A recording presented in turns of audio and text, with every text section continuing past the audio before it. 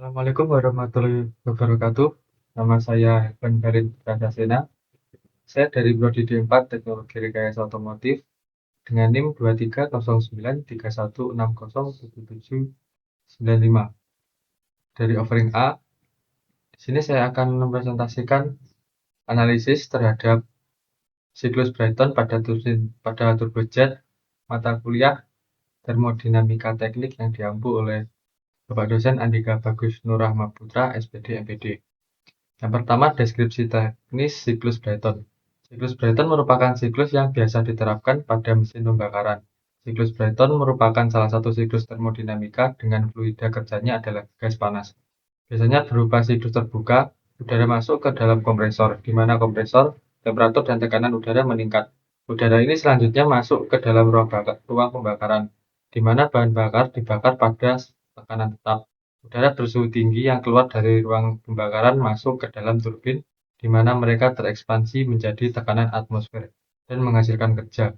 Lalu sisanya dibuang. Siklus ini bisa dibuat tertutup jika pembakaran ditukar dengan penambahan panas dengan tekanan konstan, dan pembuangan diganti dengan pengeluar panas dengan tekanan konstan.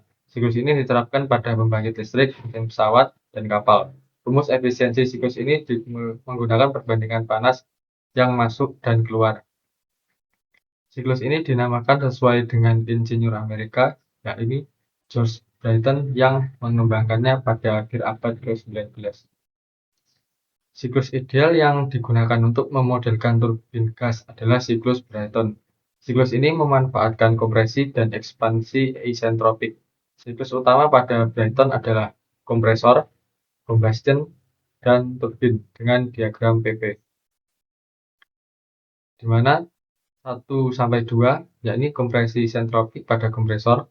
Proses udara masuk akibat terhisap oleh kompresor. Udara dinaikkan tekanannya, terlihat adanya kenaikan nilai tekanan. Udara ini yang nantinya akan digunakan untuk proses pembakaran pada ruang bakar. Dengan naiknya tekanan udara, akan merubah nilai temperatur udara tersebut. Proses ini meningkatkan tekanan dan temperatur udara secara isentropik, tanpa perpindahan panas ke lingkungan. Selanjutnya, 2-3, pembakaran isobar atau combustion. Proses ini adalah proses pembakaran di ruang bakar. Udara yang telah dikompresi dialirkan menuju ruang bakar, lalu bertemu dengan bahan bakar dan juga sumber panas. Lalu terjadilah proses pembakaran gas. Proses ini terjadi secara terus-menerus sehingga timbullah gas panas dari proses ini. Pada diagram TS, terlihat adanya kenaikan temperatur yang cukup tinggi. Campuran udara dan bahan bakar ini dinyalakan, menghasilkan pembakaran isobar di mana tekanan jaga konstan melalui penambahan panas dari bahan bakar. Proses ini meningkatkan temperatur gas secara signifikan. 3-4 adalah ekspansi isentropik pada turbin. Proses ini adalah proses ekspansi gas panas terhadap turbin melalui sudut-sudutnya. Gas panas melakukan kerja terhadap turbin sehingga terjadilah perputaran. Apabila tersambung ke generator, maka generator pun akan ikut berputar dan dapat menjadi pembangkit energi listrik. Proses ini menurunkan tekanan dan temperatur gas. 4-5. Ini merupakan proses tambahan, yakni pembuangan panas pada tekanan tetap. Secara teori, seharusnya gas panas yang telah digunakan masuk kembali ke kompresor, sehingga nantinya akan kembali digunakan, sehingga terjadilah sebuah siklus yang bernama siklus Brighton. Selanjutnya adalah implementasi pada turbojet. Siklus Brighton biasanya diterapkan pada mesin pesawat terbang, seperti turboprop atau turbojet. Namun kali ini saya akan membahas mengenai turbojet saja. Turbojet menerapkan hukum Newton ketiga yang berbunyi setiap ada gaya aksi yang bekerja pada suatu benda, maka akan timbul gaya reaksi yang besarnya sama tetapi arahnya berlawanan. Ada 3 komponen utama siklus Brighton pada mesin turbojet. Yang pertama adalah kompresor, yakni compression adalah merupakan proses dimulai dengan kompresor yang merupakan komponen pertama dalam mesin turbojet. Kompresor bertugas untuk menarik udara dari sekitarnya, yakni udara segar, dan meningkatkan tekanannya serta kepadatan udara tersebut dengan memanfaatkannya dengan ruang yang makin menyempit. Biasanya kompresor terdiri dari beberapa tahap atau tingkat kompresi yang bertanggung jawab untuk meningkatkan tekanan udara secara bertahap. Proses ini meningkatkan energi potensial udara, meningkatkan tekanan dan suhu sebelum udara memasuki ruang pembakaran. Yang kedua adalah pembakaran atau combustion. Setelah melalui kompresor, udara yang telah dikompresi dialirkan ke ruang pembakaran, di mana bahan bakar disemprotkan dan terbakar. Bahan bakar digunakan biasanya adalah aftur atau kerosin. Pada tahap ini, udara yang telah dikompresi bertemu dengan bahan bakar, dipanaskan sampai suhu tinggi oleh proses pembakaran. Gas yang dihasilkan dari pembakaran ini sangat panas dan bertekanan tinggi. Yang ketiga adalah ekspansi atau expansion, yakni berada pada komponen turbin. Gas panas yang dihasilkan dari ruang pembakaran dialirkan melalui turbin. Turbin sendiri dari serangkaian bilah yang terpasang pada poros yang berputar. Ketika gas panas melewati bilah-bilah turbin, energi panasnya dirubah menjadi energi mekanis yang menggerakkan poros turbin dan kompresor yang terhubung di belakangnya. Karena kompresor dengan turbin merupakan sebuah komponen yang terhubung dengan satu poros. Jadi proses ini menyerap sebagian besar energi panas yang mengubahnya menjadi energi kinetik yang akan digunakan untuk menghasilkan dorongan.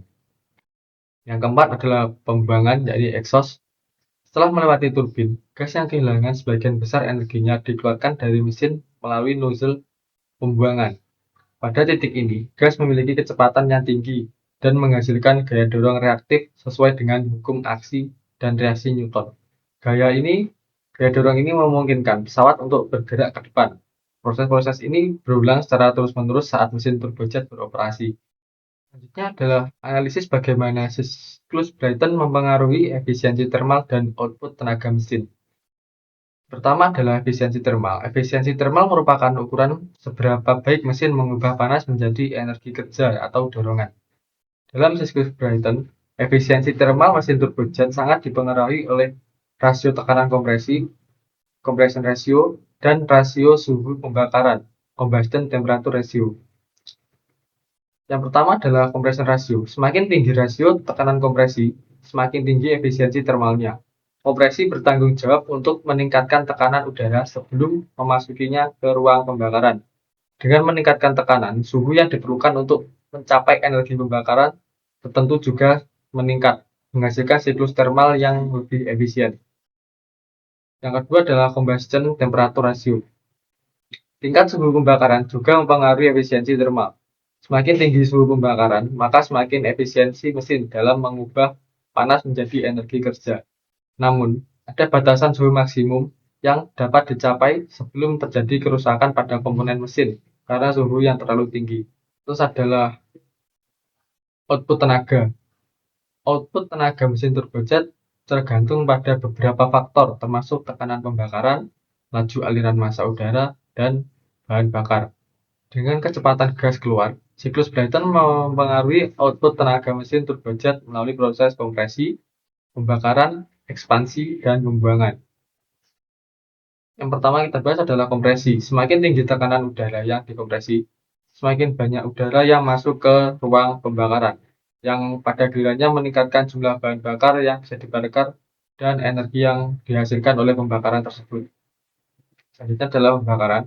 Efisiensi pembakaran yang baik yang dipengaruhi oleh pencampuran bahan bakar serta udara yang optimal serta suhu yang pembakaran yang tinggi dapat meningkatkan output kerja mesin. Lalu ekspansi. Proses ekspansi di turbin mengubah energi panas gas menjadi energi mekanis yang menggerakkan kompresor dan generator. Semakin efisiensi proses ekspansi, semakin besar output tenaga yang dihasilkan. Lalu adalah pembuangan. Kecepatan dan massa gas yang dikeluarkan dari nozzle pembuangan juga mempengaruhi output tenaga mesin turbojet. Semakin tinggi kecepatan gas keluar, semakin besar dorongan yang dihasilkan, yang ada gilirannya meningkatkan output tenaga mesin. Bagaimana potensi aplikasi siklus Brayton di bidang otomotif? Penggunaan konsep siklus Brayton dalam mesin kendaraan, terutama kendaraan berperforma tinggi atau kendaraan khusus, memiliki potensi yang menarik dengan beberapa pertimbangan sebagai berikut. 1. Kendaraan performa tinggi. Kendaraan performa tinggi seperti mobil balap, truk, atau jet darat menuntut mesin yang mampu menghasilkan daya yang besar dengan respon yang cepat dan konsisten. Konsep siklus Brayton dapat diterapkan dalam mesin kendaraan ini dengan memodifikasi untuk memenuhi kebutuhan khusus performa tinggi, seperti peningkatan efisiensi. Mesin dengan siklus Brayton yang dioptimalkan dapat menghasilkan daya yang lebih tinggi dengan efisiensi yang lebih baik daripada mesin konvensional. Ini dapat memberikan kendaraan performa yang lebih baik dengan konsumsi bahan bakar yang mungkin lebih tinggi karena mesin tersebut golong boros bahan bakar. Selanjutnya adalah respon yang cepat. Turbin yang digunakan dalam siklus Brayton dapat memberikan respon yang sangat cepat terhadap perubahan beban atau kecepatan. Yang penting untuk kendaraan performa tinggi yang membutuhkan akselerasi instan dan kemampuan mengatasi perubahan kecepatan secara drastis. Selanjutnya adalah kendaraan khusus. Konsep siklus Brayton juga dapat diterapkan dalam kendaraan khusus yang memiliki kebutuhan unik seperti kendaraan militer, kendaraan eksperimental, atau kendaraan luar biasa lainnya. Beberapa potensi penggunaan meliputi kendaraan militer. Mesin turbojet telah lama digunakan dalam aplikasi militer, terutama untuk pesawat tempur dan drone. Namun, potensi penggunaan dalam kendaraan darat militer seperti kendaraan pengintai atau kendaraan cepat yang diperlengkapi dengan sistem senjataan juga dapat dieksplorasi. Lalu kendaraan eksperimental. Konsep siklus Brayton dapat digunakan dalam kendaraan eksperimental yang bertujuan untuk menguji teknologi baru seperti kendaraan listrik dengan rangkaian generator turbin gas untuk meningkatkan efisiensi atau kendaraan bertenaga hidrogen dengan turbin gas sebagai alternatif untuk mesin bakar internal. Selanjutnya adalah kendaraan luar biasa. Untuk kendaraan yang dirancang mencapai kecepatan yang sangat tinggi atau memecahkan rekor, seperti kendaraan penjelajah antariksa untuk menjelajahi lingkungan ekstrim, atau roket, atau juga kendaraan bawah air dengan kemampuan propulsi tinggi. Konsep siklus Brayton dapat memberikan solusi daya yang efisien dan andal. Namun, salah satu contoh nyata penerapan mesin turbojet siklus Brayton pada kendaraan adalah pada kendaraan darat performa tinggi, yakni Bloodhound LSR. Adalah kendaraan darat Inggris yang dirancang untuk melaju dengan kecepatan supersonik dengan tujuan mencetak rekor kecepatan darat dunia yang baru. Mobil berbentuk panah yang dikembangkan sejak 2008 ditenagai oleh mesin jet dan akan dilengkapi dengan mesin roket tambahan lagi di kemudian yang dikemudikan oleh Andy Green.